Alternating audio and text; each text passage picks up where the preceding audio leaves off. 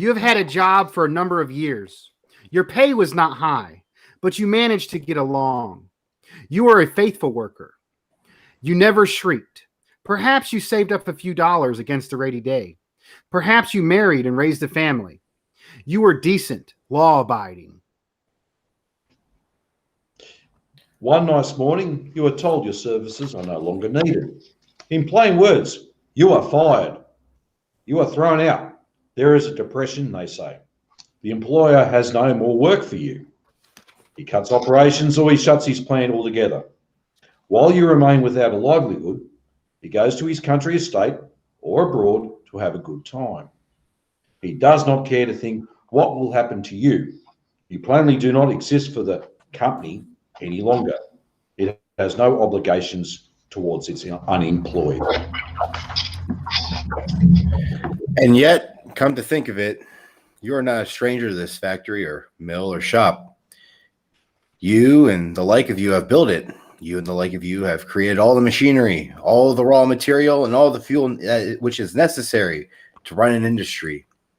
You and the like of you are the lot of power that puts motion into the dead matter of every industrial undertaking. It is your blood, your sweat, your muscle, and your brain that is sunk into every piece of goods produced. You have much at stake in this establishment. Your whole life. It is yours. More than the owner's. It is part of yourself. Suppose now, when you are told to go, you refuse to budge. Suppose many of you get together and say that you are going to stay where you belong and continue working because this is the only source of your livelihood. Suppose you say you are going to produce for the benefit of yourselves and others. This thought may be strange to you, yet consider what would happen. The owner, who has never worked and who does not know how to work, would call the police. Most probably, the riot squad would appear. Perhaps the militia would be called out. There would be clubs and riot guns and tear gas bombs galore. You would be clubbed and shot at, and many of you imprisoned, tried, and convicted for the sole crime of wanting to continue working at the machines and with the materials you and the like of you have produced. Has it ever occurred to you that such a state of affairs is wrong? Take another example. You are a tenant for 10 or 15 or 20 years. You have been living in a house. You have paid your rent regularly. You have paid off your flat several times over. Your landlord smiles as long as you were a good tenant. But now you have lost your job. You have not paid your rent for several months. A sheriff comes. Your furniture is thrown out on the sidewalk. You are evicted. Yet you know perfectly well that it isn't the landlord who built the house. It is you and others like you who have produced all the building materials, who have actually constructed the house. Besides, you made the landlord rich by our payments of rents. Suppose now you refuse to quit the house. Suppose you band together with your fellow tenants and declare you are not going to permit anybody to drive you out into the street. You are a proud American. You will not allow anybody to turn you into a beggar. Again, you would be confronted with police clubs, courts, and jail. It looks strange, but this madness is everyday practice of our great and wealthy country. Now there are some notions that we have to be made to clear up before we proceed. We said that the owner has never worked. You may disagree with the statement. Doesn't a factory owner spend days and days in his office? Doesn't a banker keep office hours? Doesn't he go to the country club and the club and golf links to rest after his strenuous labors? The papers and the preachers and the professors tell you that the businessman is doing his share in production. They even say that he is dispensable part of the industrial organism. This is one of those incorrect notions that are being inculcated in the minds of our people from childhood on. In fact, small businessmen may still do some work by himself. The grocer behind the counter and the cobbler works together but with his few men. But the bigger business, the less work remains for the actual owner. What does Morgan know about the operation of the railroads and the mines and the restaurants he controls? What does Rockefeller know about the coal mine or the oil refining plant? Remove Ford from the top of his pyramid and nobody will notice the loss. Ford may have been instrumental in working up his business long ago with the aid of numerous engineers and workers, but he no more runs his business than roam the moon. Big business, large-scale production of the modern type is conducted by all kinds of specialists with the aid and cooperation of workers, engineers, technicians, draftsmen, machinists, chemists. All kinds of experts are managing the big industrial giants of today. And these are hired people. Why the board of directors and the other big cheeses of the corporation only decide upon policies which reduce themselves mainly to manipulating stocks. These people never produce. They could be removed without any loss to the actual operations. And yet, it is they who decide to cut down production or to close the plant altogether, depriving both the staffs or specialists and the skilled and unskilled workers of their sole means of making a living. Those who do not produce decide for those who produce.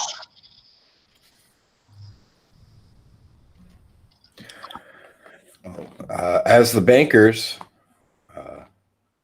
and brokers, real estate operators, and promoters, they do not produce anything essential to human life, although they have the lion's share of control over production. As a matter of fact, they produce nothing. They transfer paper from hand to hand. That paper, call it checks or deeds or drafts or shares, is a claim to the fruits of somebody else's labor. Another question is that of bad luck. You have been taught to think that when you are out of work, it is just your misfortune. Business is bad. There is a depression, they say. Nobody is to blame. You are given to understand the economic powers are beyond human control.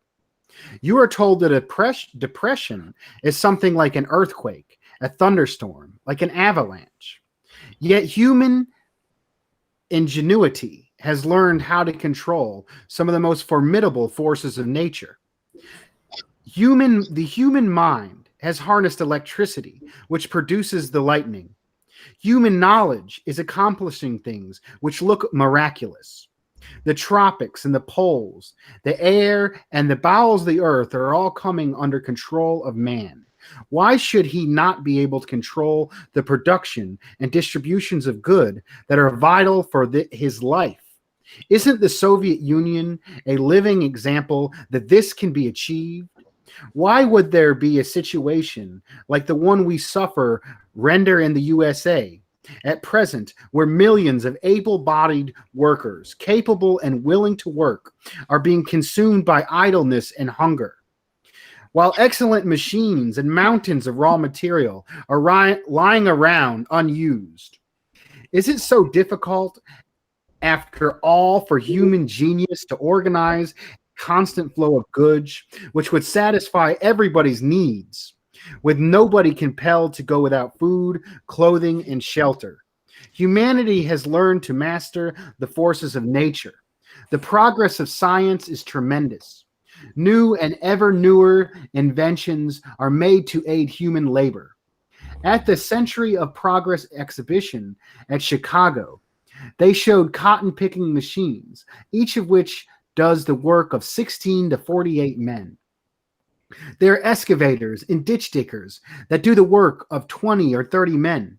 Between 1922 and 1929, the productivity of American labor increased 100%. Why should the terrible crash in 1929 have had to come? Why would we have to suffer those long, weary years of the most terrible crisis in the history of this country? We cannot blame this plight of millions on natural forces. There is nothing natural in such a situation. It is not natural that men should go hungry while the means to produce food are close at hand. It is not natural that a government should order the destruction of 3.5 million bales of cotton by ploughing under the year's harvest on 10 million acres of land in the south, the way it has done by the government of the USA, while so many are badly dressed. It is not natural that there should be poverty in the midst of plenty. It is not natural that milk should be dumped into rivers while babies are starving. It is not natural that most ingenious means of productions and transportation should be rusting away, while those who produce them can operate them are being wasted away by starvation and disease. All this is most unnatural. It is insane. One word about the law. You may have been taught to respect the law, which appears in the shape of the policeman or the judge. You are taught that this is justice. Yet, where is the justice of being thrown out in the street for non-payment of rent? Where is the justice of being dismissed from the mines after many years of work, when the owner ejects you forcibly from the premises? This is not called force when you resist. They say that you're using force and violence. When the sheriff puts your belongings on the sidewalks, that's the law. When you break the padlock and replace your furniture in its old place, that's unlawful. Why is it violence against the workers is the law and resistance to violence is unlawful? Why is it that robbing you of your only source of life is justice and protesting against this bloody justice is injustice? Something is wrong here too. Apparently, all these notions about law and order, about justice and injustice, about crime and punishment are made in the interests not of you and the like of you, but the interests of those who are against you. One more instance. The workers declare a strike. They have been told many times by many fine gentlemen that there is a partnership between the owners and the workers, that they must cooperate for the benefit of industry. When partners disagree on certain issues, they fight out their dispute. Suppose you decide to fight it out by refusing to work. You are entitled to do so under the law. You organize a picket line. You say you are partners to this plant and you want to fight it out with your own employers. The employers try to bring in scabs. You refuse to admit the scabs in the plant. Immediately, police arrive. The law protects the scabs and attacks the strikers. If you insist on your right to keep the plant shut, you are fired at. And the history of strikers in America is one long trail of bloody murderers perpetuated by the police, by the law protecting the scabs. There must be something wrong in a law that professes equality of employer and employee, but at the same time uses all its power to oppress the latter in favour of the former. There must be a monstrous lie in the statement that employer and employee are partners to the business and equal before the state. The capitalist state itself apparently is something vicious and cruel and not the nice and lovely institution of freedom it is reputed to be. We think it is urgent for the workers to look more deeply into these matters. Moreover, it is our deep conviction that the workers who do not concern themselves with these vital problems are doing grave harm to themselves and their class. Only when you understand the malady can you find the proper cure. Hello, everyone. Welcome, comrades and friends, brothers and sisters, to another episode of Working Class Revolt. I'm here always with my co-host, Australian labor organizer, union organizer from Australia. How are you today, brother? Very good, thank you. Right on, man. We're very happy and honored to have with us fellow YouTuber RedScare TV. How's it going, man? Going good. Great to be here tonight. And I hadn't read that before. That was very powerful. I absolutely love that. You got a good eye, James. I tell you what. That was actually introduced to me by some very good comrades who'd been in the struggle for years. Really veteran folks. It really goes back to the testament of the Communist Party of the 1930s in the United States. They were on the lines, talking with the people, going out the neighborhoods, going out the workshops. Olgin was one of those organizers, and he was one of the best organizers. This is a copy of Why Communism by Olgin. Here's a picture of him. But, I mean, the name of this book is Plain Talks on Vital Problems. This is exactly how we need to bring it down to working people. And it's through it's through actually working with the people and talking with the people and seeing what they need, seeing what their needs are, seeing where they're coming from, that we're able to organize and build workers' power and the fight for socialism. And we already have this history, this huge history that's being suppressed. Olgin also wrote a book. He wrote a book called Trotskyism, Counter-Revolution in Disguise. And that last paragraph is amazing. It's crazy. And you could read in that there was a paragraph, I don't know, we just read, where he talks about the Soviet Union, the first workers' revolution that was having huge growth in industry and was developing in the economy in a way outside the chaos of the market. Like the crash was horrible for the people. But crashes no longer happen under socialism because the economy is planned. You get rid of the anarchy of production.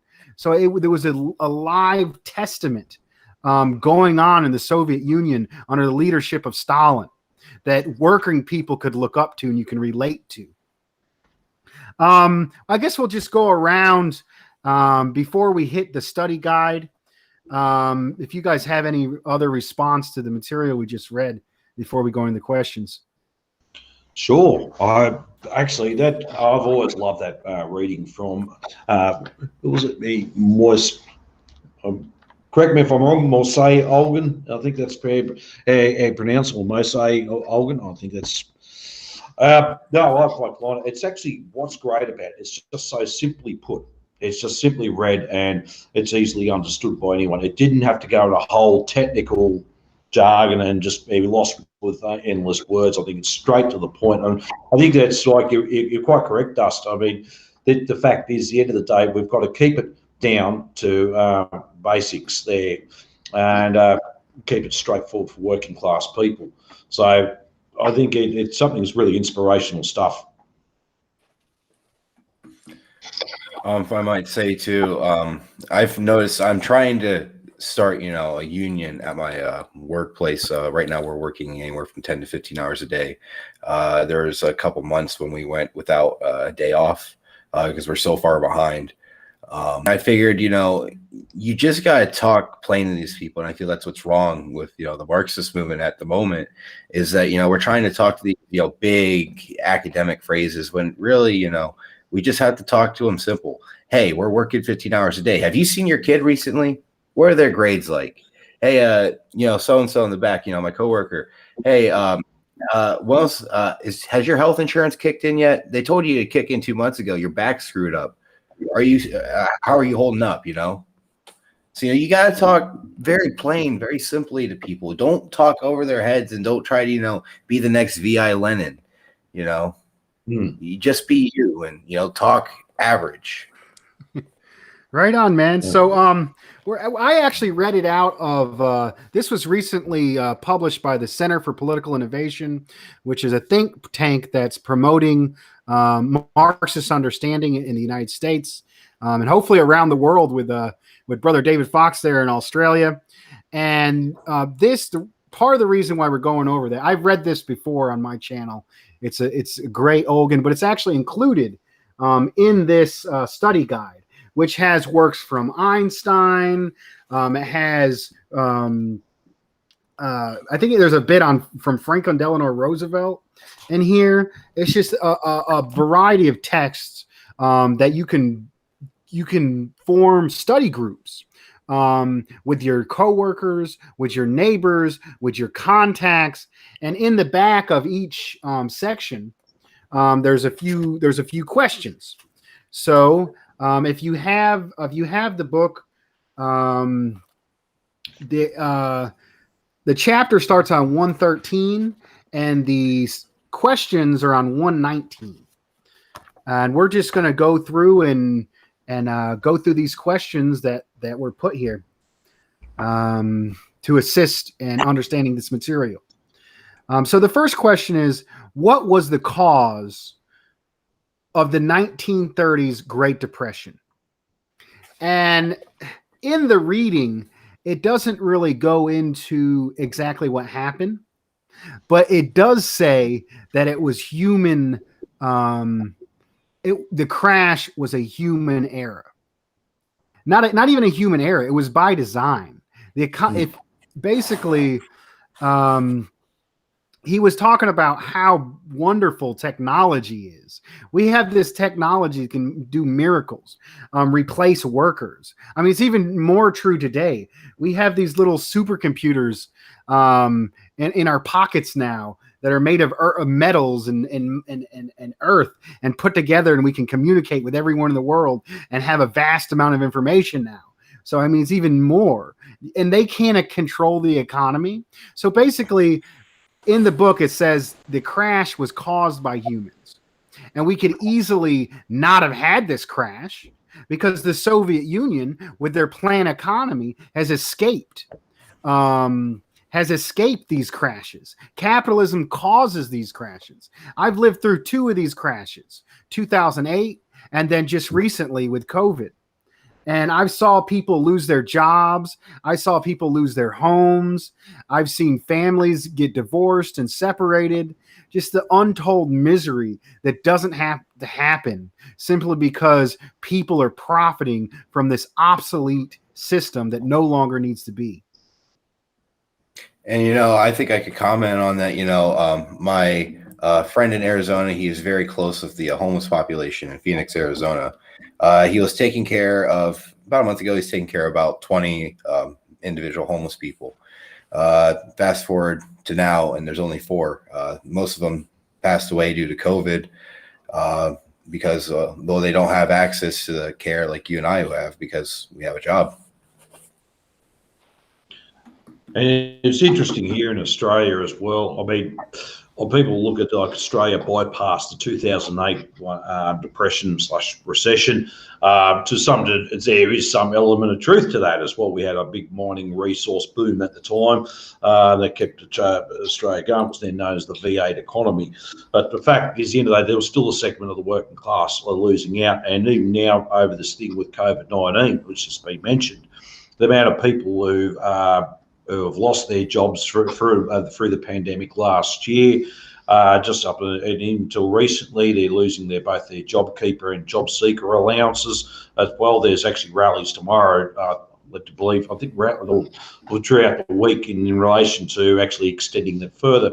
People have been hit hard, and it's not just people in mass factories. It could be anyone that works in a cafe, especially areas that are really hard hit: retail, restaurant sector, hospitality, tourism as well, many other areas as well. So it's not just anyone that makes components or commodities, it's all these other services.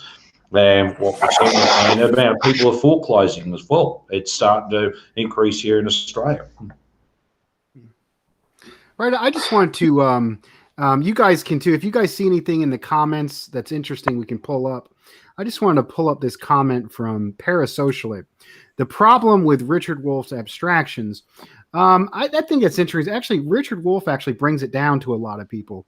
I recently had some Facebook controversy where I said I wasn't as big as a fan as some other people. And the reason why I'm not is because I think that workers should be teaching workers about socialism. Each one teach one. We can't rely on these politicians who are firmly linked to the capitalist imperialist system. We can't.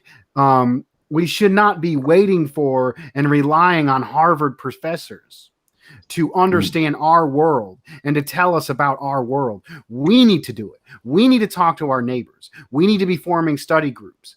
We are the ones that are control the narrative, write the narrative, teach the narrative for ourselves in a revolutionary manner. What do you guys think?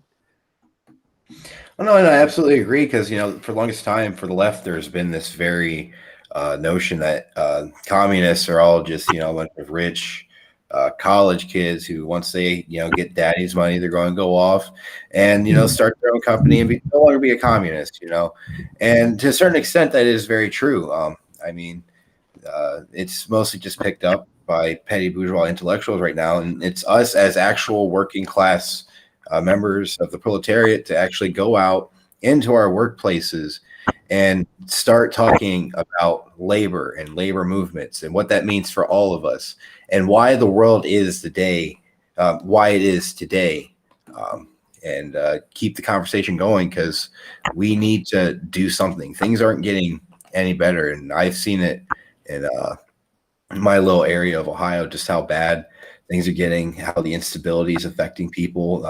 Crime is starting to go up because, people don't have an outlet through work. They can't get what they need. So, they steal or they get into some other illicit activity, and, it's starting to really compound. It seems like people are getting more and more unsettled. And just to flow on from that, what you're saying is actually getting out amongst the working class ourselves to do it. It's actually helping them to empower themselves to continue as well, to get them educated so they can form their study circles and pass on that extra education onto the other workers as well. I think that's vitally important, because certainly the capitalist system isn't going to do that for us. Neither we have to wait around for one night in shining armor to go and do it. We have to start doing it ourselves. But what's fantastic about using this material, it's so simply put, and it's quite correctly pointed out by one of the other comrades in the comment sections. It's simple and it's straight to the point. People can click onto that. It's basically saying, why are we here in the first place? Not as some sort of mythical question. It's like, why are the reasons why we're here? Why are we doing this in the first place? And I realise it's the system itself, and also understand too, to break through that real backward thinking of saying, well, it's always been like this. No, it hasn't, and this is why. And this is why it hasn't been like this. It's only been with us for a very short, very tiny part of time in human history. Oh no, and the thing is, you have to go back and break those illusions. One of my favorite allegories of this is Slavoj Žižek talking about the what was that movie? They Live, with the John Carpenter movie where he puts on the glasses. Yeah, it's kind of like that process, and that's what you have to do when you're talking to your coworkers, because there'll always be that pushback. Well, it's always been this way. No, it hasn't. If you look, history, this has only been 200, 300 years that capitalism has existed, and then they'll keep going, and then eventually you start breaking them down. It's just like that one movie scene where he gets his friend to finally put on the glasses. It's like it's a conflict with your workers, not like physical, fisticuffs, but you have to break them down. I'm not saying manipulate them, but you have to talk to them and get them to put on the glasses to see how the world really is. Comrade Fox, if you want to go to the next question, lead us on the next question. Yes, do working people have the right to a job? That's a great, simple, straightforward question. And we'll leave that off for the answer there. Well, it's one that's always been a consistent question for us in the both in the trade union movement, around the world. Unions have marched for a right to work. The Depression era was a very big classic case in point, where communists actually organised the unemployed. We're not going to work on substandard provisions. We actually want a proper wage. We want to properly secure work, etc. So it's something that's always been dear to our heart. But it's quite a two-pronged question, by the way I look at it, because under capitalism, capitalist class say, no, you don't have that right to that job. That's simple as that. We will determine, capitalist class will determine how many people are employed, will determine how it's run and what type of workers we want there. Where for us working class people, we want to have control of that situation. Through the union movement, there was many of that through the years. They had the book system where if you happen out of work, you put your name down, and they have obviously helped you assist to get onto the next job, be it a construction job. The waterfront was especially big in that arena. So we've got to be looking at this from a class point background. Under capitalism, are we entitled to work? And basically, the capitalist class saying no. And they also need a reserve army of labour as well, aka the unemployed, to be able to keep their rates and conditions down as well. So it's something that we've always got to keep that argument up. I think we should be saying, yeah, a worker is entitled to a full paying, secure job for life, union job, good rates and conditions. And No, that's something we always hold dear to our heart. But as I said, the capitalist class look at that completely opposite. Said no, we control the agenda. It is our economy. It's the capitalist system. We'll determine who's employed and who's not. It's not your right at all. I think I'm not sure. When I answer this question, do working people have the right to a job? I would say under the current system, the reality is no. But under a moral idea or under a society, a just society, I think the answer is yes. And even poor countries, the Soviet Union, Cuba, a number of places around the world, have made this a basic human right. You have the right to a job. You have a right to a livelihood. And in socialist countries, even poor socialist countries, they've gotten rid of drugs. They've gotten rid of forced prostitution. They've gotten rid of hopelessness and absolute poverty, even with the limited amount of resources that we have.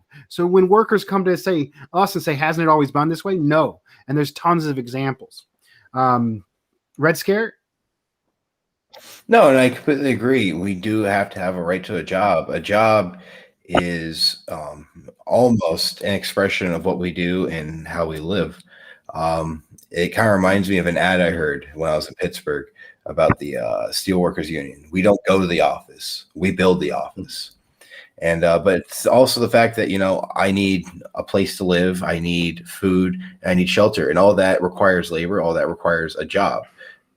I can't live for free as much as I'd like to. That'd be nice. My rent's pretty high. But as much as I'd like to live for free, I do need a job. A job is security. Exactly. And flying data does from that. It's now saying, well, I love it when I've been through like employment inductions. So we start a new job, and when the trainer or the inductor says, "Oh, well, we're all in this together. We've all got the same common interest. We all want to make money." We all said, "No, the boss is here to make a profit. I'm here to make a living." That's as simple as that. I've got no choice, but I need to make a living in this matter. So, yes, I would agree with you. RedScare, did you get the questions I sent to you? Yes, sir. Could you take on the next question? Yes. Do working people have the right to housing?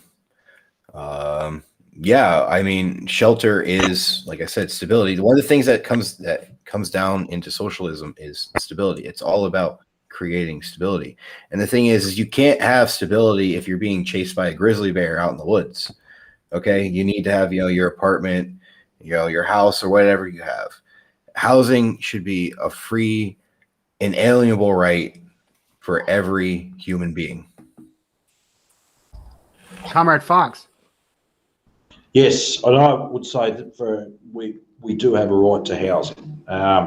Obviously, we want to actually have a home. We want to have a shelter. It's actually part of one of the fundamentals of human survival, from clothing, food, shelter, and water. Well, the shelter's been one of them, and we do need a housing, and it is our right to have it. As we workers, we should not believe it to be used as a commodity to make profit. It's there to provide a home. And I think it's interesting. There's a docu movie out called Nomad Land, and it was interesting when someone said to this person who follows job to job in a van, she said, "Oh, you're homeless, you're houseless." She said, "I might not have a house, but I have a home." Fundamental difference. And I thought that was something really we've got to think about, where, well, no, a house is not there to make money out of or as a commodity. It's there to provide for a home. So yes, it is a working class demand that we have the right to housing. I really like the way these questions are laid out. These questions are really following the line of the chapter. The line of the chapter is the malady, the problem. And the second question, do working people have the right to a job? Well, under the current system, no. We work there, we put our time in, we build the factory, and then they can kick us out as soon, whenever they feel like it.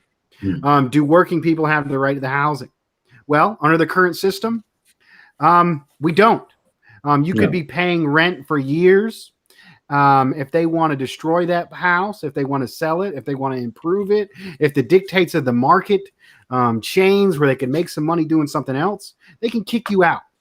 And we got people renting the same place for years. We done paid that house over. We done paid the cost of that house over and over and over again.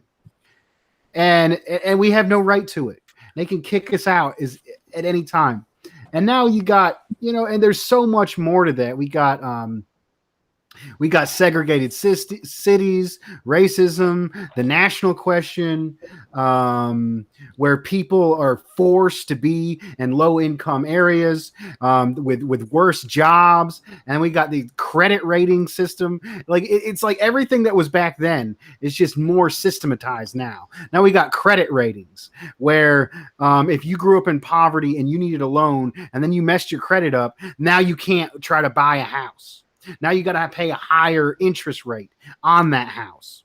You think after all these years, this was written almost 100 years ago. This was written in the mid-30s, 90 years ago.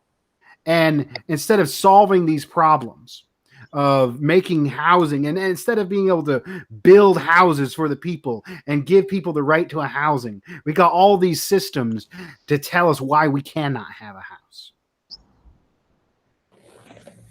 Any response before we move on to the next one? All right.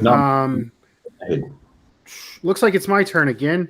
What role does the government play in securing the property of the capitalist? And Olgin makes it straight up and easy. Who was the person when the workers went on strike and they tried to prevent the scabs from going in there? The cops beat them up, shot them. When the bank forecloses on our home or the landlord kicks us out, who shows up? The cops. And this, a lot of people are starting to get it. The way they treat our black brothers and sisters, shoot them in the street, Chicano brothers and sisters. The way they're more likely to be shot by the cops. And a lot of people are getting it. You got these slogans like ACAB, you got Black Lives Matter, a lot of this stuff. A lot of people are waking up to it. There's something to say about that, about, the cops also, working people also see the cops as a bit of stability and protection, which is the truth. But at the end of the day, they are the enforcement of the capitalist system.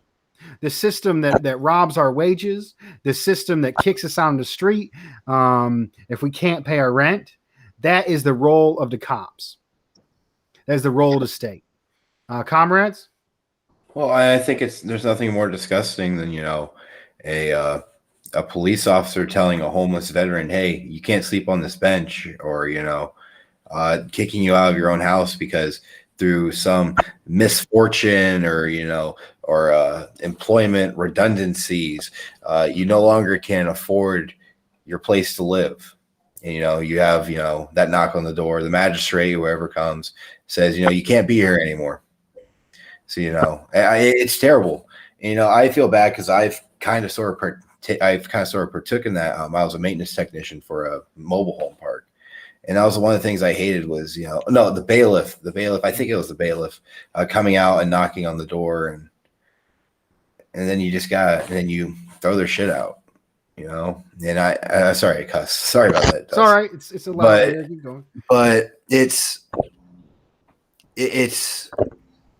I've never been evicted before, thank God. But seeing the look in those people's eyes, I will never stop feeling the guilt from that. And especially when the cops are on standby, they're taking the stuff out, we're throwing their stuff in the dumpsters. And then you have my coworkers who, since that this stuff has been here for a while now, it's technically the mobile homes park, they're saying, oh, I get to keep this. These are some nice records. And no, this is not humane. This is barbarism. And flowing from that too is also it's not just about police and military being involved in, yes, and you've got copping a fine, going to court, maybe sent to jail. There's also the other prong attackers where the employer can actually take you to court for hindering his business or her business, and suing you for a loss of profit. We have that scenario here in Australia for work, and takes what we call unprotected or unlawful industrial actions, how they're cleverly done under the Unfair Work Act. But yes, we do have we do it for those comrades from overseas. We have a bit of legislation called the Fair Work Act. I kid you not. It was, and there's all these penal provisions towards workers. If they take any form of action to protect their livelihoods and what's entitled to them, that it's not just the police they have to worry about, but it's also through the employer's lawyers being taken to court and given substantial fines, leading right up to about $20,000 to $30,000. And that's huge for a worker. So they're basically saying you have no right to even just protect your basic entitlements, even if we haven't paid you correctly. Else, you have to go through a particular process in order to have that followed up. And that's just how cruel this capitalist system is.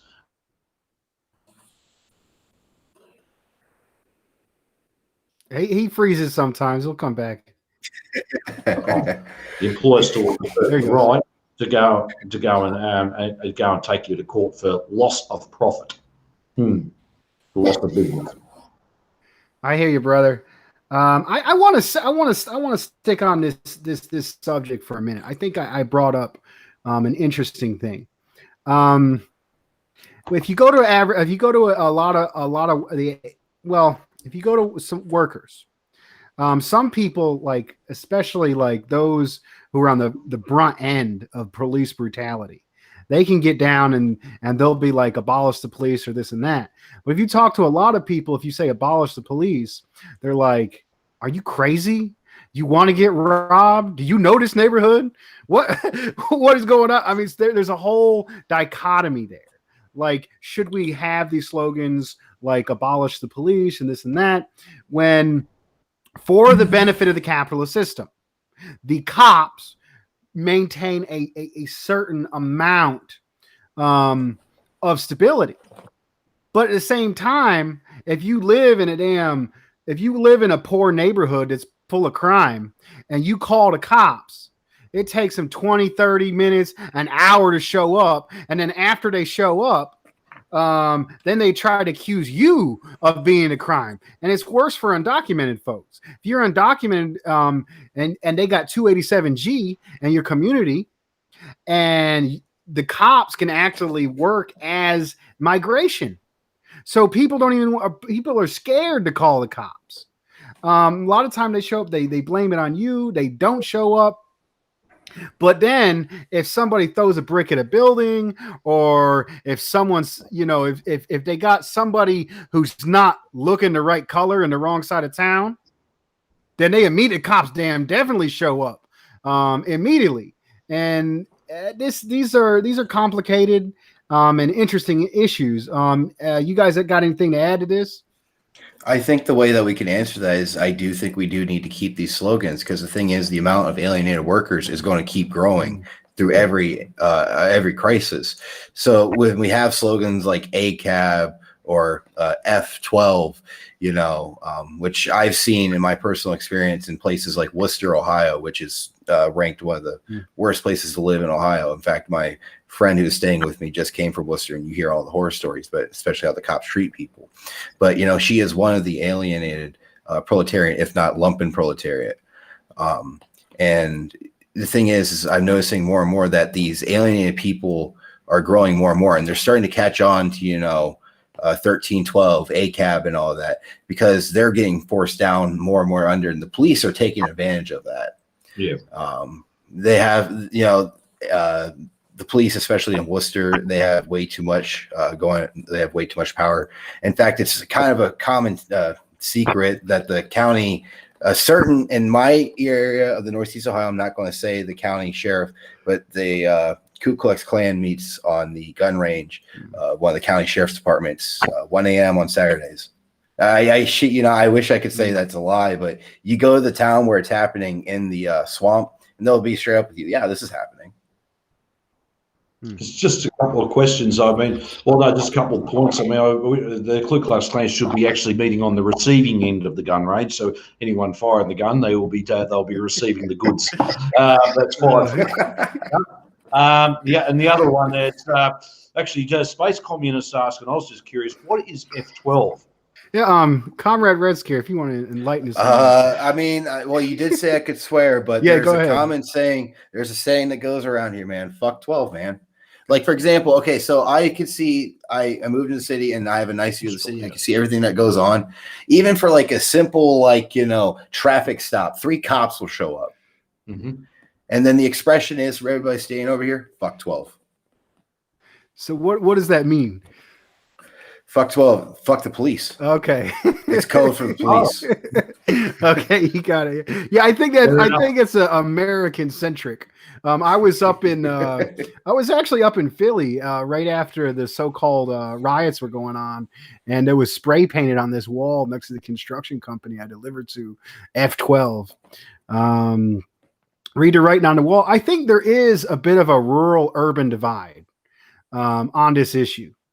In a lot of rural communities, like people have a better view of the cops, but in a lot of the more urban centers where there's more people, and who people are on the receiving end of police brutality, more often there's more negative. And I'm not opposed to a multi-strategic position. If you're in one community where if you say fuck the police, and they're like, right on, brother. Get out there and say fuck the police. But if you're in another community where you say fuck the police and be like, well, you got a problem with Steve or whoever, my neighbor, whatever. And then you got to bring it down to like, hey, your brother Steve evicted, so-and-so with single mom with these kids. What do you think about that? Like, what is he doing? Like, all the cops do is tax us. The way I do it, I talk to rural folks about the cops who might be loyal to the cops.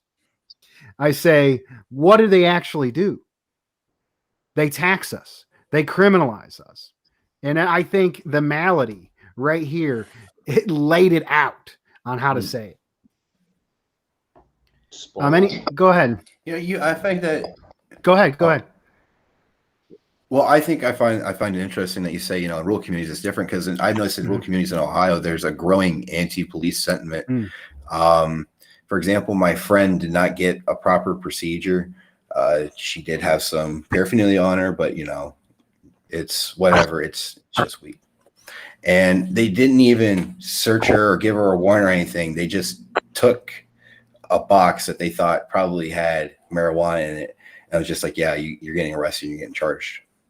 Like, so, there's many, especially in like a lot of small towns, they're starting to get sick of like, the police having like a very too much control over everything, the overstepping their boundaries, and I'm starting to notice that this too more and more is, I remember I would go to a little small town every now and then, talk to, hear the conversations, why are people saying F the police? What's all this Black Lives Matter stuff about now? But now you're going down a year later and the police are getting worse. And you start, those same people, because, it's a small town, you recognize people. They're saying, yeah, man, I'm starting to get on with this. This is terrible. The police here are terrible. They're not giving me my, my rights and everything. It's I'm seeing a real cultural change here in rural Ohio is what I'm saying. And it's not so dissimilar to Australia either. We're seeing the police just picking people on real small pedantic stuff. And I just want to try and make life hard for them. It's not like any large scale major crime, and it's just small little petty stuff. It's just a little bag of grass or marijuana, or someone might have tires that nearly worn out in the car, so they'll throw a canary sticker on there. We call it yellow canary sticker. Basically, you have 5 days or 1 week to get those tyres replaced, even though you're probably waiting for your next amount of pay to come through to pay for those tyres, which are not cheap. All just small things. You don't do that, and if you see you drive that car next time around, we'll throw the book at you. Just these little things that could just go, well, look, instead, you think, oh, obviously, well, look, let's use some common sense and logic here and some discretion. All right, look, we'll see you there. No. But look, just get followed up as soon as you can and just let it go. If they're seeing with us more for your own personal use, I mean, well, look, all right, you know, we've seen you do it. We're not going to fine you or anything. Just don't do it again or whatever. Just small stuff. But no, they've got to go after even on the small stuff, and it just builds up, and eventually, I think we're just going to have had enough. And yeah, and that's where we see another situation like the Black Lives Matter movement we saw last year. I also think it's interesting just, how the social system itself just imposes itself on, say, people of color. For example, I believe the FBI a couple of years ago released a report about white supremacy in police departments. And I think they found at least, I remember it was a high percentage, and I could have this wrong because it's been a while since I've read this, but I think it was like 80% of America's police departments and police force in general has a white supremacist problem. There are active white supremacists in here. And, that's something that we need to wake people up to, is that, you can't have capitalism without racism. And, the state is going to come down. It's going to bring down the hammer on these people, especially with a statistic like that. Exactly. Right on, man. I got a little bit of an anecdote. I was driving flatbed and I picked up these shingles out of Ohio, and I think I took them down there just south of Cincinnati. I don't remember, it was the Kentucky side. Well, I mean, you go south of Cincinnati, you're in Kentucky. So yeah, I think it was the Kentucky side down that way.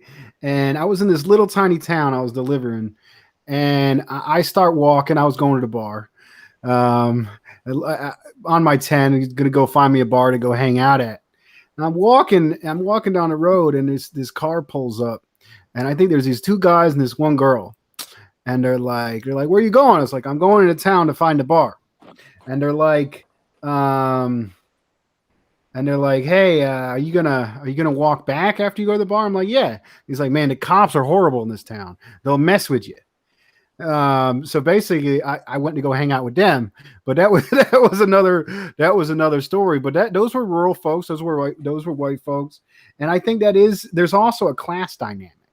I think there's a class dynamic to this. There's a race dynamic to this. This is the United States. Who has a favorable idea of the cops? Who doesn't have a favorable position of the cops? And it's definitely changing with the lumpenization of rural people, the introduction of drugs, people going into the underground economy. I mean, this is a interesting issue. At the end of the day, I think there's something to be said about emphasis. Well, who are you going to organize? You're going to organize the lumpen. You're going to organize the working class. You're going to organize rural folks. There's a question of emphasis for communists. And my understanding is, yes, we should focus on the most exploited, but we shouldn't write off any particular section, especially people who are also exploited. We got to figure out a way to get rural workers, to get urban workers, to get, lumpen proletariat, to get those approaching labor aristocracy to see that their lives would be better under socialism, and that the capitalist system is an enemy to them. And we need to figure out how we're going to get all these groups together and build power to push for socialism. I think that's like Mao says, we can't really pick enemies until we are moving into revolution or in revolution. That's when we have to define who are the masses. Is the masses going to be, like in China, is it going to be like, the national bourgeoisie and, all those other classes? Who is the masses in America, and who's that going to be? And, we need to start deciding, because we're getting closer and closer to, I feel we're getting closer to a big enough crash to where something's going to have to happen, Yes, exactly. Comrade Fox, if you want to go on to the next question. Okay, while we're talking, I was actually having a good think about this one. What is the difference between syndicalism, and in brackets worker cooperatives, and socialism? I'll repeat that again. What is the difference between syndicalism, worker cooperatives, and socialism? I actually think, and I've heard this discussion around for many years about worker cooperatives and how that, when what purpose do they serve? I mean, I'm not entitled, like I don't think we entirely opposed to worker cooperatives. I think they're a step forward in the right direction. But are they the answer to capitalism? No, they're not. And I think they need to, because they still have to survive within the paragrams of capitalism. They still have to make profit. And even a lot of times when we've seen cooperatives happen, you eventually find there's a form of executive rule, and that executive eventually takes it over and comes back to being a traditional capitalist enterprise. I think it's so, but on the upside of workers' cooperatives, it allows the ability for workers to understand that they can control the means of production, and allows them to have a little bit more interest in production, sure. But I think where it falls down to, where if it says if it's not there to advance society to the next level into socialism or transitionary stage to capitalism, that's where they become stagnant. They either just disperse or they get taken over and become once again or basically capitalist enterprises where the private profit motive operates. And that's the difference. Where in socialism, it's where, well, the difference there, and it basically is where all the major banks, industries, etc., all come under the public ownership, and they're all organised around a centrally organised plan, economic plan, and there's so much material abundance that all society benefits from. And we're able to lift people out of poverty and able to address all the social ills that's dealt with us through capitalism.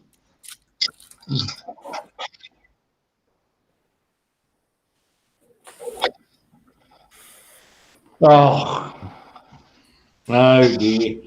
I saw what you're all laughing at there. All right, go ahead.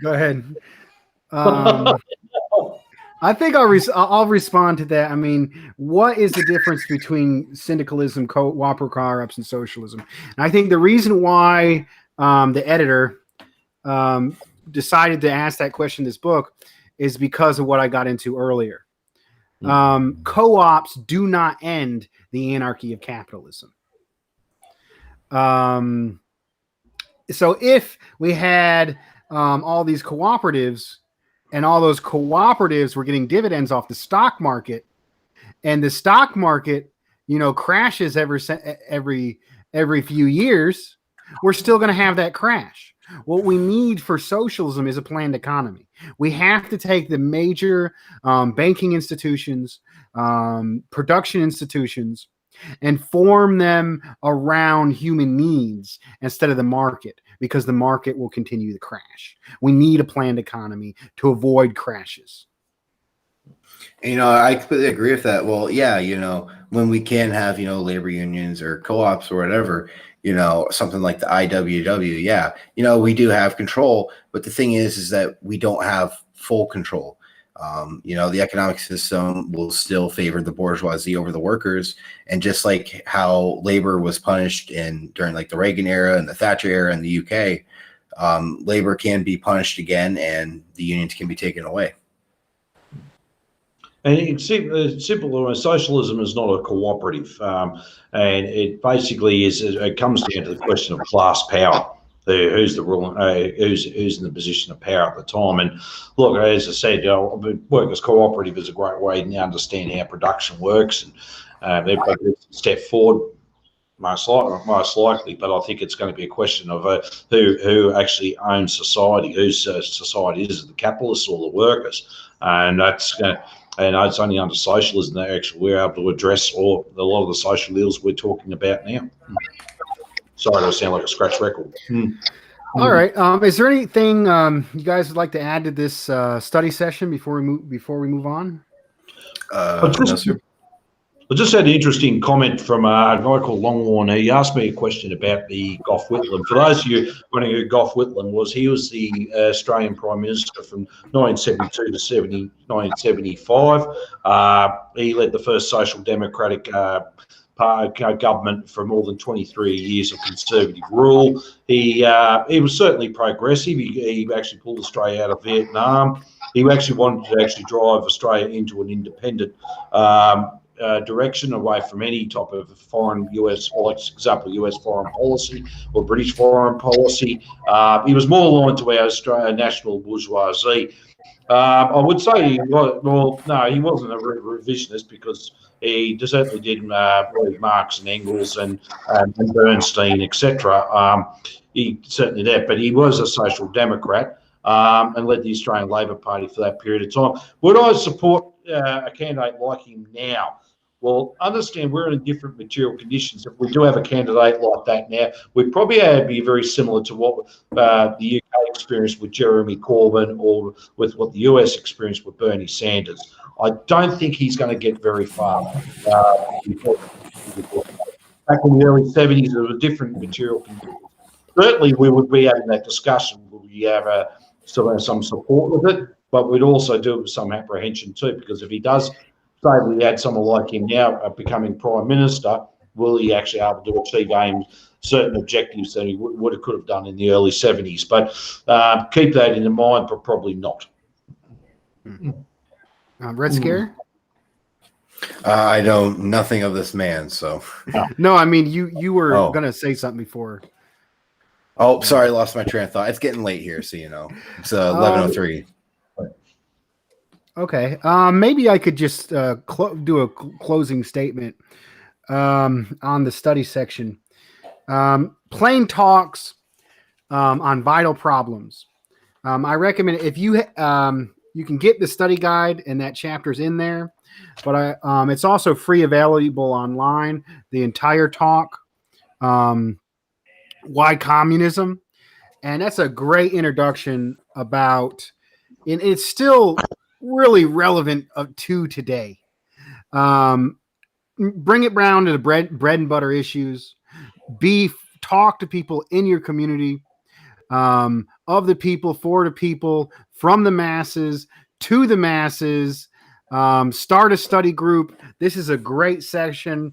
If you're going to start a study group with some of your neighbors, maybe you can cover up the communism part and just read the other one. I mean, read the other part, but basically start a study group in your workplace, in your neighborhoods. Why Communism is a great place to start.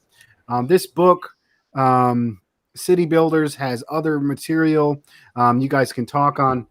RedScare, did you want to do an interview portion, or did you want to go ahead and head out? Sure, we can have an interview. Let's just, I'm not trying to sound mean, but can we just keep it a little short, Okay. What are you thinking? 15 minutes, 20 minutes? 10 minutes? Okay, quick 10-minute interview with RedScare. Lightning round. All right, RedScare. Who are you? Tell us about yourself. My name is Mason Steiner. I am from Orville, Ohio. I grew up in two family backgrounds. My father's side of the family was very working class, with the exception of my one aunt who was labor aristocratic. But then you get to my mom's side of the family, which is all very middle class. And seeing this class divide come together. So, for example, I had family members that were dining with George Bush when he was in office, and then you go to Duck, West Virginia, and you have your family members who are living in trailers and shit. And, your one aunt who decided she wanted a bigger house, so put 4 trailers together and call it the Honky Chateau. But it's just weird because I've seen it all. I've seen the bourgeois, I've seen the middle class, I've seen the proletariat, I see the lumpen proletariat. And you can all see that here in Ohio because the class divide that's here is absolutely insane. You go to one side, for example, I bring up Worcester a lot because this place is an absolute definition of what I like to call a sacrifice zone. All the industry left and all the people just been sacrificed to capitalism. You go to one side of Worcester, which is basically the entirety of Worcester. Rundown houses, trap houses everywhere. But you go a little bit further up, big mansions, ice skating rinks. It's kind of like that one photo you see of India where there's just kind of like that, there's that wall separating everything. It's just like that, except the only thing that's separating those two areas is a shopping center. Wow, that was quick class analysis, man. You got into it. Comrade Fox, any questions for our guest? Well, I was just trying to improve, but what actually, besides what actually brought you to Marxism or communism, Marxism, Leninism, in the first place? I'm kind of an amateur historian. I grew up watching the History Channel, so they'd always bring up these interesting ideas, but I had always been told, don't always trust you believe, because we were taught that in preschool, because like commercials and stuff, the toys aren't always that good. So I decided, I'm going to apply that to what people are telling me in real life. So I hopped on Wikipedia, and that was my first introduction. Thank God it wasn't my last. And I got on Wikipedia. I searched this. I was like, okay, yeah, this is cool. And I was about 12 at the time. And then I picked up the manifesto from Barnes & Noble, and I think it also came with the anti-Düring print alongside it. And I was like, okay, yeah, I'm starting to really like this. And then, I read, Lenin, Stalin, finally Mao, and then I created my YouTube channel. I was like, yeah, this is, I have to do something in changing the world. We can feed the world 4 times over with the machinery that we have, but we still have homeless people and, hungry people. Can you tell us a little bit more about your YouTube? How long you've been doing it? What's it about? Where can people find it? My channel name is RedScare TV. I think I've been doing this for 7 years, and wow, that's a long time. It doesn't even feel like 7 years. It feels like, I'm still sitting in my bedroom at my mom's house, still producing videos.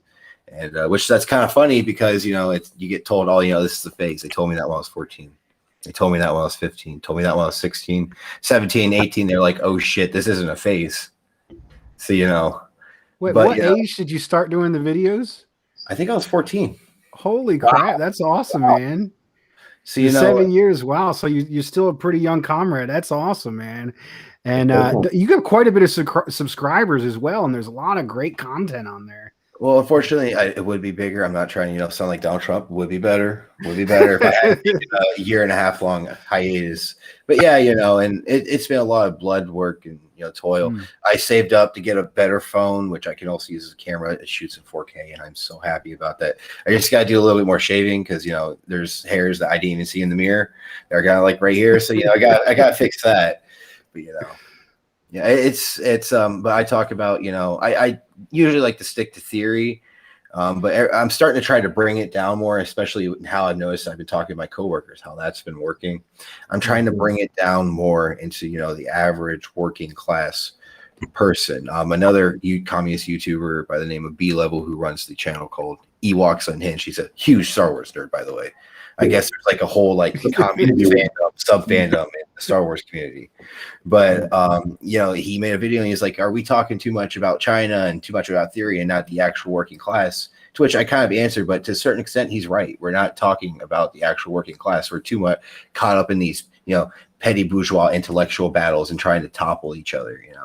We actually have to get out and talk to actual people. And if not to actual people because you have anxiety or something, create a YouTube channel and create what's called agitprop, agitation propaganda. And, spread the word, because then someone else who can do it in real life will go out and do it. And you've done your part.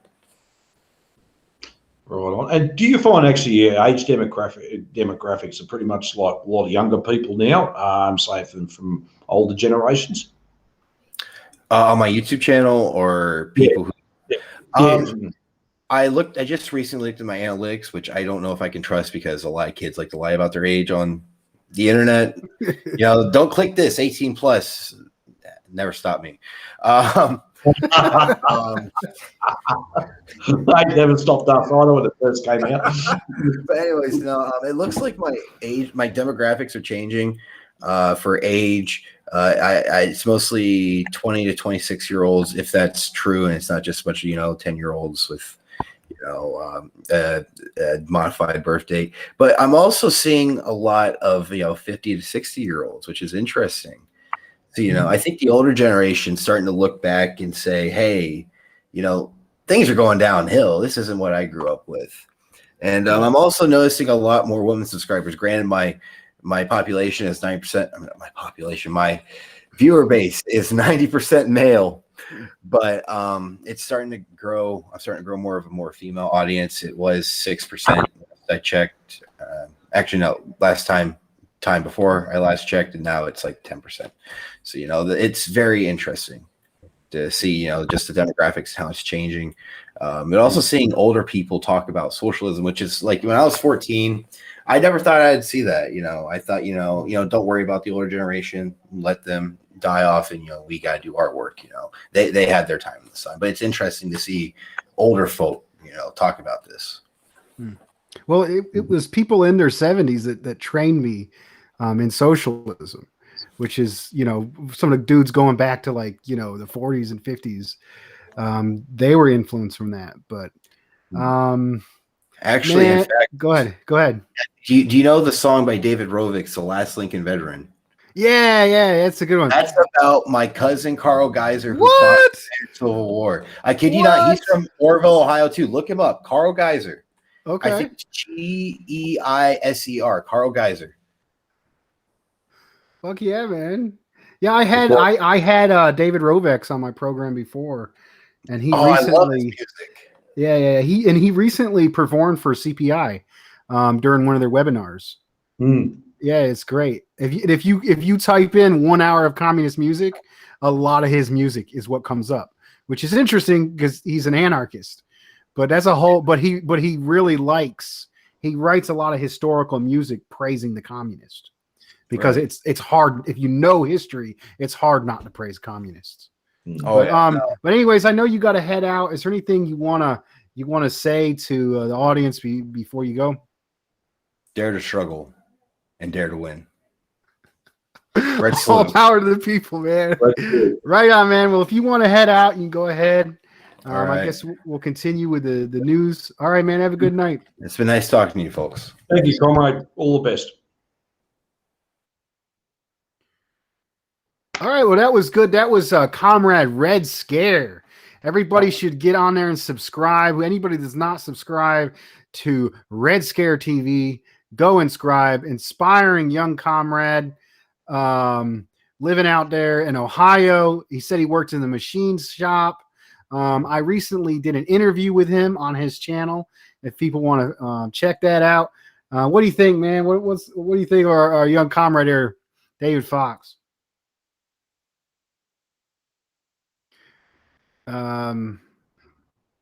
Yep, sorry, I just was out of there for a sec. So yeah, it's just been doing it up and on and off. So I've just had to wing it a little bit. So where were we? I was just frozen out of there for a second. I was just trying to say, do you got any response to our inspiring young comrade? Oh, yeah. Certainly. I mean, that is inspirational. What I'm actually finding now, especially for the last few years, the amount of young people have got so much interest in this now. And there's a reason behind that too, because a lot of the conditions that previous generations enjoyed are no longer there for them. Even for housing affordability to a secure well-paying job, a lot of their future has been denied for them because of the systematic crisis of capitalism. So it's actually quite refreshing, and it's good to see someone like RedScare come out. 14 years old he started. That's just amazing. And there's even younger people who just touched on that are interested too. So it's like, basically, I'm saying people like them, a lot of young people, you're on the right track already. You don't need to be told what to do. And I think what's also emphasising as well, the older generations, they still have a role to play. I was very fortunate to know a few of the elderly people that were around from the 30s that, born around just during or after World War I, 20s, but joined the communist movement in the 1930s and 40s. And one of them in particular who passed away back in 2010, there was Comrade Vic Williams in Western Australia. Actually, his wife passed away back in 2008. They were both met in, I think, in the 1940s, but he taught me a lot at that time, and I think it reinvigorated when we start to see some of us on the right track again. And also, too, I'd like to actually put a big shout out to someone who's still alive today, is John Bailey. He's one of my mentors that brought me into Marxism. I think he's about late 70s, around 80, but and a teacher by profession. But he knew his stuff, and he put it quite simply. It's the system that needs to change. It's not the government. It's not not the workplace, but it's the system that needs to change from capitalism to socialism, and puts it quite simply. And so I'll take my hat off to him as well. I don't know if he's going to watch one of my lives one day he may, but I like to actually put that out there for him as well. So yeah, it is really inspirational. Actually, I think a lot more younger people generating some interest from them. All right. We got a few people still watching on here. This is Working Class Revolt. We gotta figure out how to get this format right. We're trying to move study sessions into Working Class Revolt. So do we drop the news? Do we drop the labor updates? What time do we do it at? We're still working on format, but I actually wanted to discuss a few news items tonight, and also do our normal workshop. Maybe a quick few news items, and then a quick workshop, and we'll head out of here. The first news item I wanted to talk about in the United States is they just passed the $1.9 trillion stimulus package. And I was listening to Democracy Now! And Democracy Now! Made it sound like it was the best thing that had ever happened. There was a child credit in there, several $1,000s per child. And even Bernie Sanders was saying this, and some other people were saying it. For the year, that actually raises 50% of children out of poverty. Now, this is a temporary tax credit, and they say that to some regulation, it lifts 50% of children out of the poverty line off a simple tax credit. And I mean, and it's great. They're doing this. It's almost like UBI. They're giving a stimulus. They're giving a credit to people, and that's great. But it's temporary. And look how easy they were able to do it. Think about the massive military budget, the tax cuts for the rich. And I'm mad. I am angry. You think about how many resources this country has, and this whole time they were, for a few $1,000s a year, they were able to lift that many children out of the poverty, and they can't implement that on a permanent basis. It's all to maintain the hamster wheel. They're scared if we're not in poverty, if we don't go through suffering, we're not going to take these horrible low-paying jobs with no benefits. And capitalism is absolutely disgusting. Mm-hmm. And I'm angry about it. I mean, if you look like a government like China, with all its problems, they have goals of lifting. It is in their textbooks. We're going to take these resources, plan it in a way, and we're going to lift this many people out of poverty. What if a country like the United States had goals of lifting certain amount of people out of poverty instead of destroying this country or destroying that country? We're going to lift this many people out of poverty. We're going to build this many schools. We're going to build this many hospitals. We're going to raise the standard of living of our people, which they can do, but they don't, and they choose not to. That go ahead, Comrade Fox. Any response to it? Well, it's actually interesting about that, because the same question, we'll be having our federal budget coming up in May. At the moment, the news items, well, just hang on. We will be having the federal budget in May, and it'll be interesting to see what comes out of that as well. Anyway, I can't comment on that so far until it's released. But one item has happened. It was yesterday. The Western Australian branch of the Australian Labor Party, there was a landslide election for them. They were already the incumbent government, and they have increased their votes. They actually smashed the Liberal Party, the misnamed Liberal. The Liberal Party is our equivalent to or your equivalent of a Conservative Party, down to 2 seats in the lower house. And the National Party, which they're in alliance is, apparently has 4 seats. They're looking to probably hold about number of seats to between them about 7. Compared to a party of Labor Party of 53 seats. It was a huge historic election, because the opposition leader was Liberal, even lost his seat as well in 88 years. Now, it's not to say that Western Australia is going to be heaven on earth. They're not heard about the promises the Labor government's going to be promising over there: more manufacturing, more infrastructure such as public transport, more or technical further education, etc. That which is good things probably within itself to a certain degree.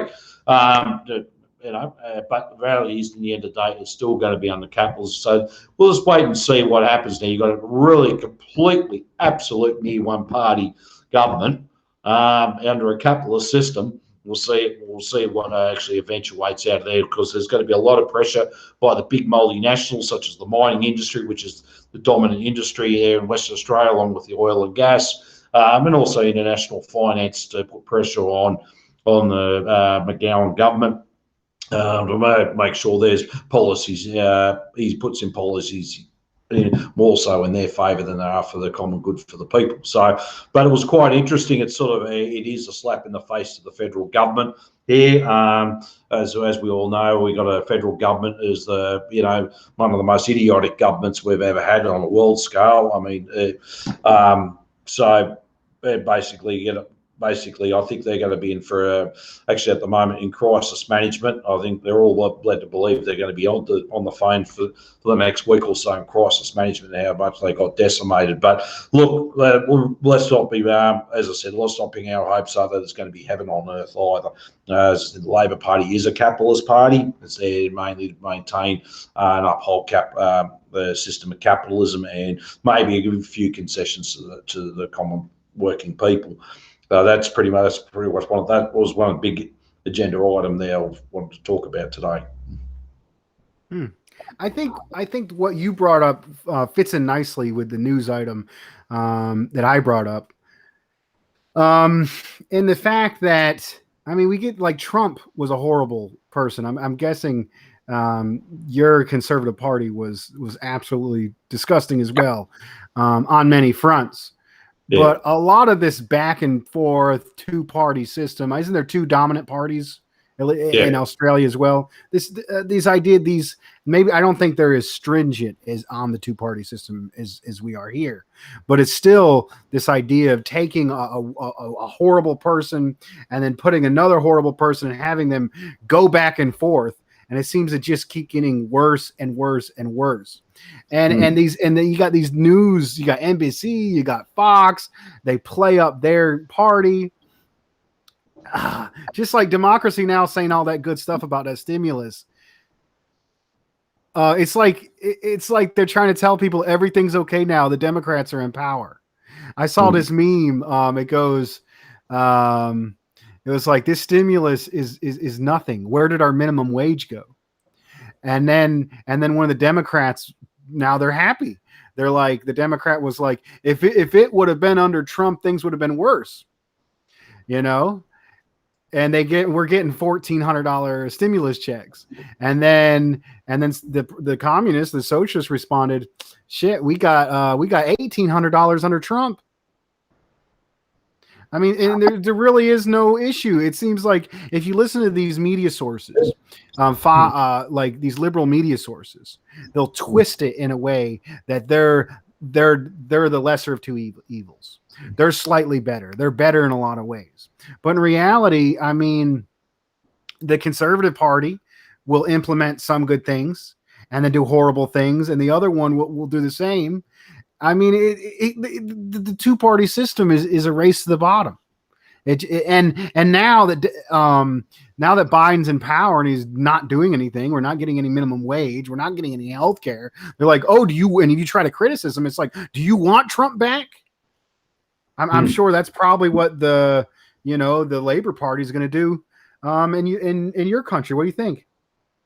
Yeah, well, that's nothing dissimilar there. We get the same thing. Well, Labor's the only option we've got. What do you want the Liberal National Party back in again? But you find that there's a lot of policies that overlap or are very much similar, even when Labor's been opposition.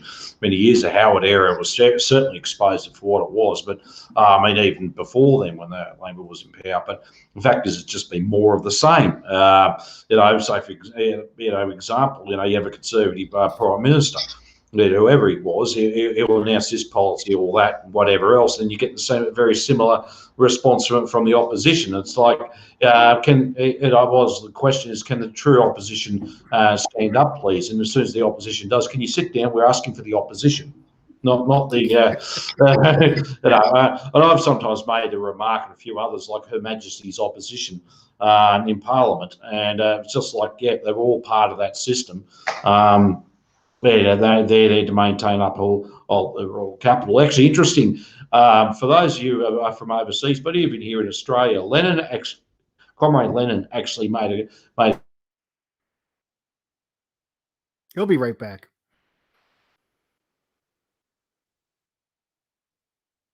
He actually said he's just a little quick writing on Australia, 1913, when he mentioned about the Australian Labor Party, and he said the Australian Labor Party is a liberal bourgeois party, where your Liberal Party is merely conservative. So even in 1913, he recognised that. He said he found it strange that you had a Labor Party that once dominated both houses of Parliament, but capitalism was never under threat and still dominated the upper house. And capitalism is not under threat. So quite a strange country Australia is, having a so-called workers' party, a Labor Party, in forming both forms of government, and capitalism is not under threat by any way or form. So here's what he described as the liberal bourgeoisie party, and those people in it are the most capital-serving.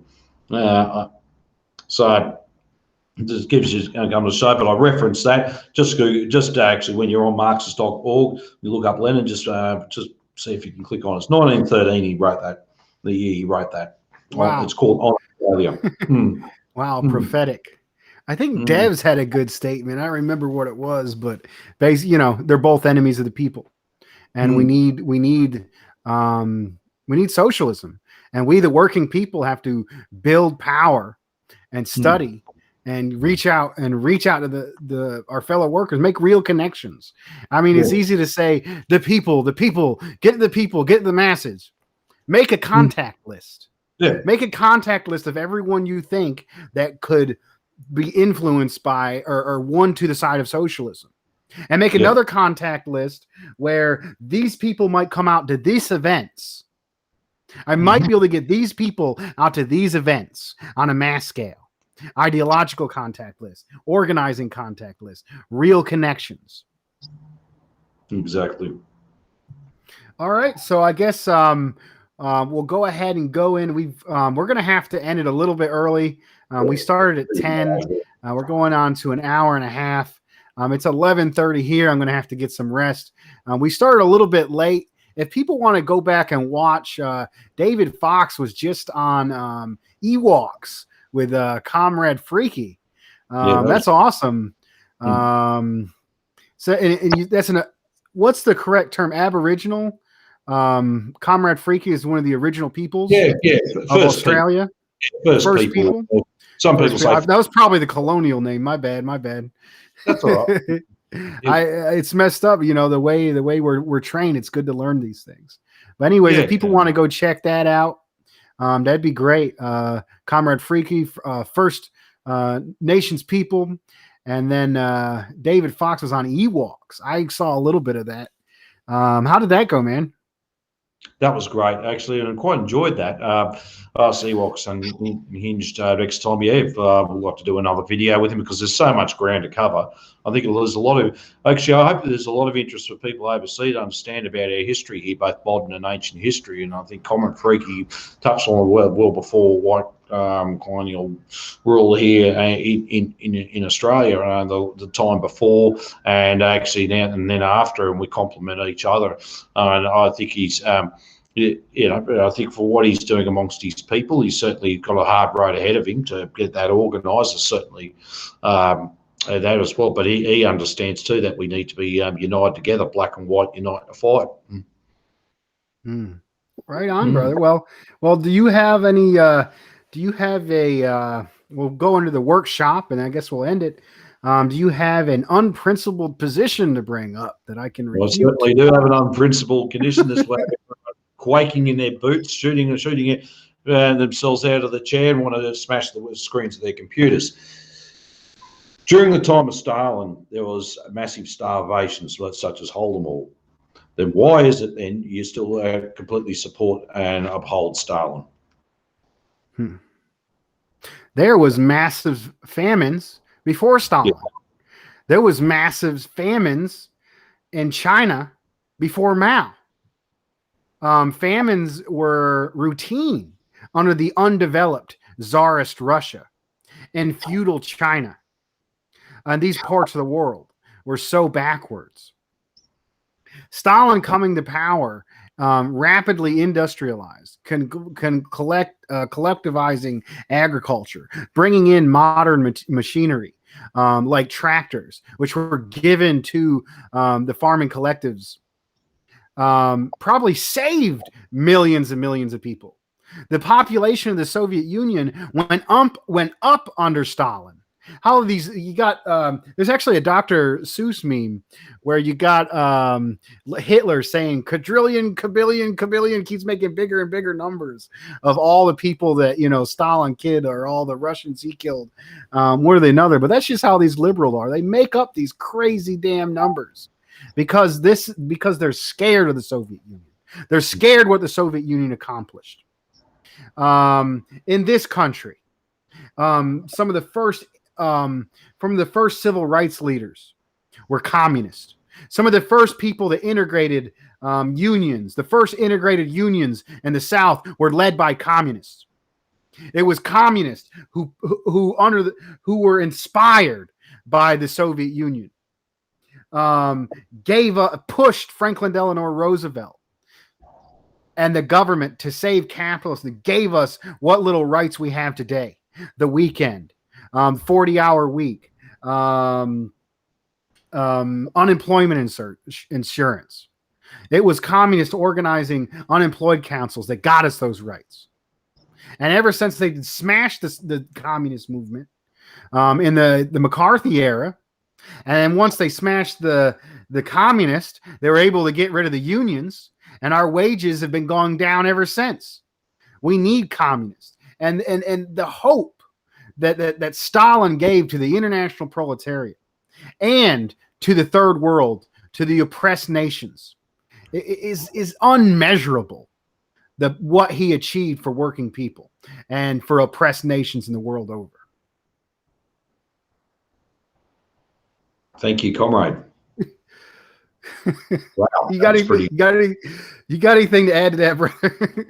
Well, without a question, I think you've pretty much hit the nail on the head when they accused Stalin of all these things. I mean, I heard a figure one time he wiped out 100 million Soviet people. I thought, well, gee, I didn't even know that was the population of the Soviet Union at the time. So, yeah, obviously here this liberal lie, the capitalist lies about the Soviet Union is just phenomenal. And now people get that sort of fixated in their heads. I mean, look, I can follow up with one more question if you like, if you want to, unless you want to call it a break now. But that's still referring to that period. Well, why would anyone want to support Stalin when you had all these gulags set up where putting all these innocent people in? Why would you want to support someone like a system that Stalin was the supreme ruler at the time? Well, that's interesting. Well, I mean, it goes back. Caleb mentions this often about how in the Russian Revolution, the beginning of it, or in the Bolshevik Revolution, they were under such revolutionary pressure. They're being attacked on all sides. They didn't have a moment to take a break. We're being beat down by capitalism and forced to provide for our families. Think about being at war. You're constantly under attack. They got so bad where Lenin, not Stalin, Lenin had to outlaw the consumption of alcohol because the soldiers had to be ready and the people had to be ready. They were in a revolutionary position. Well, the Soviet Union was invaded by several countries, kicked them out, and they have always been under sabotage. You look at the color revolutions and the way they fomented. They manipulated people. If you look at in the color revolutions, they had socialists who were like, we want a better socialism. Because the Soviet Union was under pressure from the West, they were responding to that. And maybe they had to take some authoritarian measures to maintain their power so the neoliberals and the capitalists couldn't come in and steal everything. And then after the fall of the Soviet Union, It was a complete shit show. 10 million people either died or fled. Yeah. So I mean, even in Stalin's time, there's a good quote from Einstein, which is also why socialism is in this book as well. In the study good as well. There's a good quote from Einstein saying there was a conspiracy against Stalin. Like even Einstein admits there was a conspiracy against Stalin, and he was attacked from all sides. What are you going to do in that situation? I don't know. So we sitting here in the U.S. With our computer, or in the Western countries. Oh, I would have done this, that, and this. And you know so much better than a world revolutionary leader that gave so many people hope and achieved all these things. You're so much better than because you would have done that or this. Well, let me see what happens to you when you get in a revolutionary situation and are forced to make hard choices. Yep, exactly. Well, thank you. I actually answered that quite well, I think, and hopefully everyone learned a little bit from that. I don't know, though, sometimes you are going to be confronted with questions like that, but it's good to know. And it was obviously you want to.